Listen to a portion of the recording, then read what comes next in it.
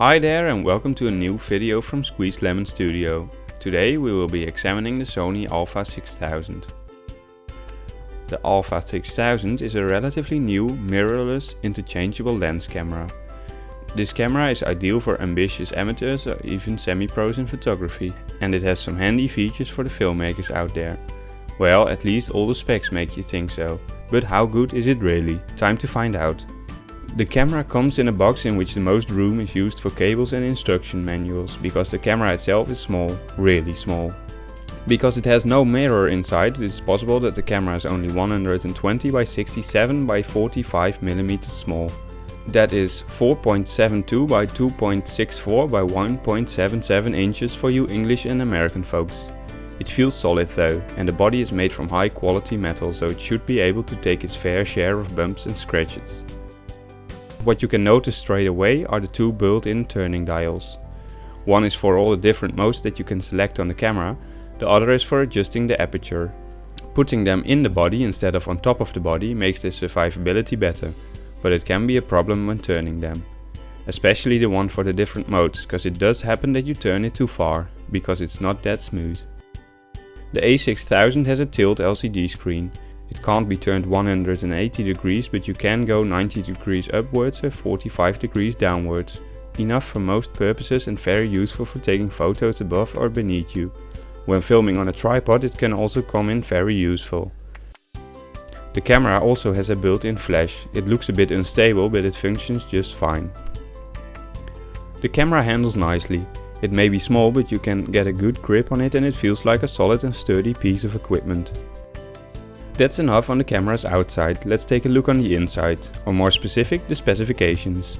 Its sensor is probably the biggest plus, because this little camera houses an aps-c sized SMOS sensor.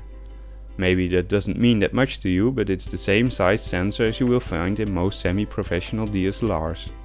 The crop factor compared to full frame is only 1.6. That means its achievement in low light will be good and you get a smaller depth of field, also known as bokeh. The sensor delivers an impressive 24.3 megapixels, more than enough for almost all purposes. Even if you want to get a wall-sized print of your photos, it will be enough. You could even argue that it's too much, because most people won't need it. And if you're using the kit lens, the camera will most likely be unable to use the full capacity of the amount of megapixels. The ISO is adjustable between 100 and 25,600. And even with higher ISOs, the amount of noise on the image is acceptable. Of course, on the highest ISO values you get quite a bit of noise. One of the cool features of this camera is the hybrid autofocus system that should be faster than ever and has 25 contrast detect and 179 phase detect points. The combination with an impressive burst rate of 11 photos a second makes this camera ideal for sports photography. And if you wonder what 11 pictures a second sounds like, it sounds like this.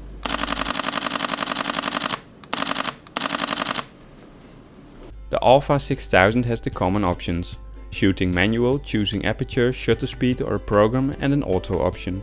But it offers even more. You can select superior auto, which does even more to get the maximum result. You can take panorama pictures and select different so-called scenes. For example, you can choose sundown, sports, portrait and many more. Last but not least, you get a video option and a program button where you can choose and save your own preferences. Those are some of the options and enough for now, but of course you get to choose all the other options like shooting mode, continuous or single, autofocus mode, white balance, etc, etc. Some new features are the built-in Wi-Fi and NFC. Personally, I wouldn't use those really often.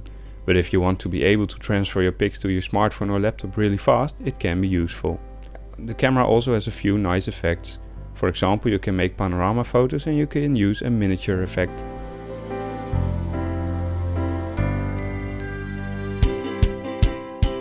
For filmmakers, this camera might also be an interesting option. It has a video mode that goes up to 1080p Full HD with 60 frames a second, and you can choose the compression format. You can also turn on the zebra effect to show you which parts of the image are overexposed or threaten to become overexposed. Another advantage is the possibility of using the electronic viewfinder while filming, because it has no mirror. Especially in bright sunlight, this can be a big advantage. In contrast to my own Nikon D5200, you can change ISO, shutter speed and aperture while filming. On the downside, you don't have connections for an external microphone or headphones, which is a pity. I've tested this camera for the biggest part of 2 weeks, but I've done it thoroughly and there are a few things that stand out. The camera is nice in its use. It's very small and compact, but it doesn't feel flimsy. Another plus is the fact that the camera can automatically zoom in on the LCD when you're using manual focus. That way you can place the focus exactly where you want to. On the downside, there are a few things that become annoying. For example, the viewfinder will automatically switch on when your eye comes close, but that also works for your finger. And even if you are viewing pictures that you have already made. So it happened to me quite often that it turned on by accident, and that means that the LCD is turned off. A little inconvenience, but it can become annoying over time.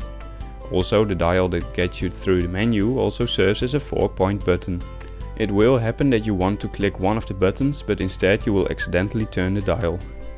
Having said that, those minor issues might get better if you use the camera for a longer time. The camera has 24 megapixels, but you can choose 12 or 6 megapixels if you want to save space and you don't want to make a print the size of your house. I think it's time to take a look at some test photos I've made. You should note that most of these pictures, as we'll show down below, are taken with another lens than pictured in this review. They were taken with the car size 16 to 70mm f4, which is quite a bit of a better lens than the standard kit lens.